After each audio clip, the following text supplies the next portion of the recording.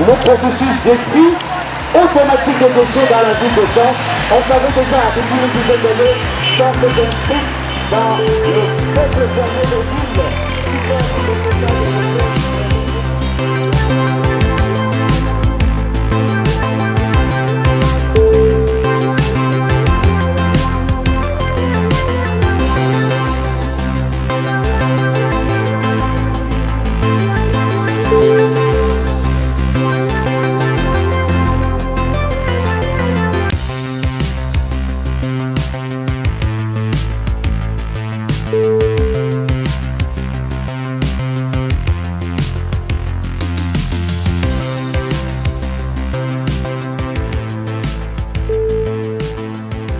Ce jour est un grand jour dans l'histoire de la commune de Caen.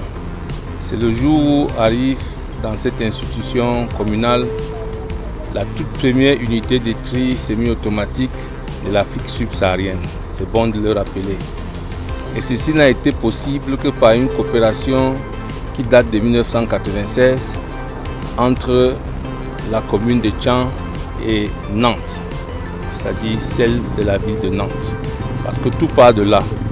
Cette décharge où nous nous trouvons aujourd'hui, qui a par la suite vu la naissance d'une plateforme de compostage, est le résultat d'une coopération très fructueuse entre la commune de Caen et celle de Nantes.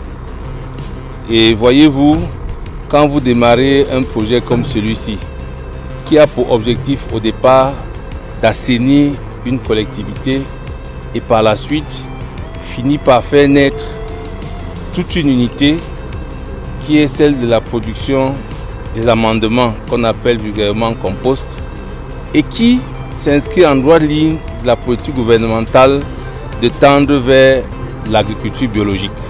Vous savez très bien qu'aujourd'hui, la préservation de l'environnement, la préservation de la santé des populations est quelque chose de majeur. Je disais, il fallait d'abord que vous sachiez comment elle est née. Alors, on parle de cette coopération que nous avons décrite tantôt pour aboutir à une autre plus vaste qui va intéresser l'État français via son trésor, il faut le dire. Parce que la société qui nous permet aujourd'hui d'avoir cette unité, c'est Arval, qui est à Saint-Avé, une ville française. C'est avec cette société que notre partenariat est né et tous les acteurs qui tournent autour des projets comme Mage TV qui ont permis la naissance de l'établissement que vous connaissez tous, qu'on appelle l'AMJET, l'agence municipale de gestion des déchets. C'est de ce partenariat-là que nous avons eu l'opportunité de développer d'autres tout autour qui ont donc permis la naissance, l'arrivée de cette nouvelle unité qui inaugure une nouvelle ère, il faut le dire, dans la commune de Caen. C'est elle qui va permettre l'accélération de la collecte des déchets et qui a d'ailleurs été à l'origine de la définition d'un nouveau schéma directeur de collecte des déchets qui sont en fait à Caen une matière première. Donc, ce que nous devons retenir aujourd'hui, c'est que Caen s'est inscrit dans la modernité, c'est-à-dire s'est inscrit dans la notion de ville durable, la ville qui tient compte de l'environnement. Et c'est bon de vous dire que nous travaillons ici dans la maîtrise des effets de serre. Et nous avons d'ailleurs eu, grâce à ce projet, ce que nous appelons le crédit carbone. Ça signifie que nous sommes définitivement inscrits dans la modernité et nos populations peuvent se rassurer. Les exécutifs communaux et les conseils municipaux travaillent pour que la ville soit propre. C'est-à-dire on va collecter efficacement les ordures qu'on appelle aujourd'hui déchets pour pouvoir alimenter cette plateforme qui a en son sein une nouvelle unité parce qu'avant, la production était manuelle, vous le savez tous. Et aujourd'hui, elle sera semi-automatique. On aura donc la possibilité de valoriser un autre déchet qui est le plastique. Je pense que vous aurez le temps de comprendre ce que nous allons faire du plastique. Nous sommes dans la perspective de la production du diesel à travers le plastique. Le plastique étant d'ailleurs lui-même un produit d'origine du pétrole. Donc, voilà la question des déchets solides qui est adressée sereinement et sérieusement au niveau de la commune de Caen. Certains vont dire, et qu'est-ce qu'on fait des déchets liquides? C'est sur la voie. Vous aurez l'occasion de voir dès 2021 que nous sommes passés en plein dans la problématique des déchets liquides ou des bouts de vidange. Ces conteneurs que vous voyez sont en eux-mêmes l'usine. Vous aurez l'occasion de le constater quand les opérations de montage vont commencer dès le 8 janvier, parce qu'il faut que les dates de calendrier soient très claires. Et au bout de 2 semaines, tout sera terminé. Ces conteneurs sont en fait l'unité. Ils seront déployés, il y a des éléments qui vont ressortir et vous aurez l'occasion de voir qu'ils ont même en leur sein un petit hyster qui est un appareil de levage qui va permettre d'accélérer. Il y a des concasseurs. Vous voyez tout à l'heure là, ceux qui étaient à la plateforme ont vu qu'on concassait à la main. Ce sera maintenant concassé mécaniquement. Ça veut dire qu'on va écraser sérieusement ces déchets pour collecter le maximum possible avant de passer au tamisage. Donc tout va être modernisé. Ce que vous avez habituellement vu et qui était très manuel sera automatisé, si vous voulez le dire. Ça ne pose pas un problème parce qu'il y aura des postes de travail dans la nouvelle unité qui ne seront plus ceux qui existaient avant que celle-ci n'arrive. Donc l'unité est là, n'attendez pas grand-chose. Elle sera simplement déployée et vous verrez comment les choses se passent au niveau de la réception des déchets, au niveau de leur engagement ou alors de leur mise en branle au niveau des tapis roulants. Et il y aura des sections où les tri vont s'opérer. Le verre va aller d'un côté, le plastique d'un autre, le biodégradable de l'un et les déchets de l'autre.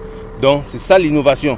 On aura donc la possibilité de valoriser chacun des éléments qu'on trouve dans le déchet vu dans sa globalité. Vous avez vu que la commune en elle-même a déjà investi près de 60 millions autour de cette plateforme. Parce qu'il fallait bien terrasser, il fallait construire la plateforme, il fallait travailler pour pouvoir faire arriver ces conteneurs ici et ça a un coût. Le tout n'est pas d'acquérir un outil, mais il faut s'assurer que vous êtes en capacité de le maintenir. C'est un package, fourniture de l'unité, accompagnement, ce qu'on appelle renforcement des capacités de ceux qui travaillent, renforcement des capacités de ceux qui supervisent et nous sommes sûrs que l'unité fonctionnera de façon optimale et que nous allons la pérenniser. C'est le plus important. Et c'est bon de vous dire, c'est le début de l'industrialisation de la ville de Tchang. Nous vous l'avions annoncé, aujourd'hui c'est une réalité et vous aurez l'occasion de voir d'autres unités qui arriveront pour densifier la production agricole, pour conserver la production agricole, pour la transformer et la rendre disponible en contre-saison, si on peut le dire.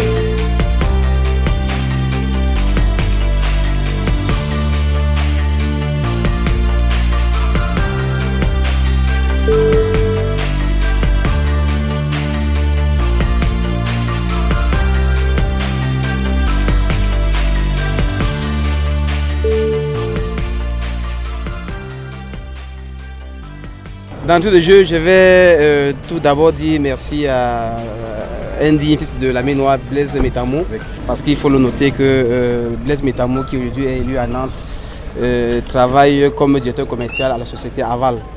Et donc c'est grâce à lui que nous avons pu avoir accès au guichet du FACEP, qui est un dispositif français qui permet aux entreprises de s'exporter à l'extérieur. Cette machine va sûrement jouer un rôle très important parce que dans la chaîne de production du compost, l'activité qui nous coûte le plus cher et qui est le plus pénible, c'est l'activité de tri. Et la machine évidemment vient comme ça faciliter le tri et davantage augmenter le volume parce que c'est une machine qui peut à lui seul trier 30 tonnes jour, ce qui est largement au-dessus de nos capacités actuelles. Cela va sûrement avoir un impact sur le coût du compost parce que nous allons produire du compost en très grande quantité.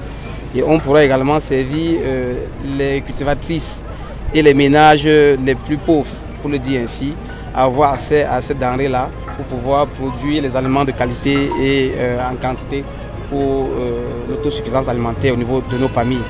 Donc c'est un très gros plaisir, c'est une joie pour l'AMJET. D'ailleurs, c'est un gros cadeau de fin d'année. Et nous ne pouvons que davantage dire merci aussi à l'exécutif communal aujourd'hui qui croit en nous et qui est à nos côtés pour soutenir l'activité et l'action de l'AMJET dans le domaine de la gestion des déchets au sein de l'AMJET.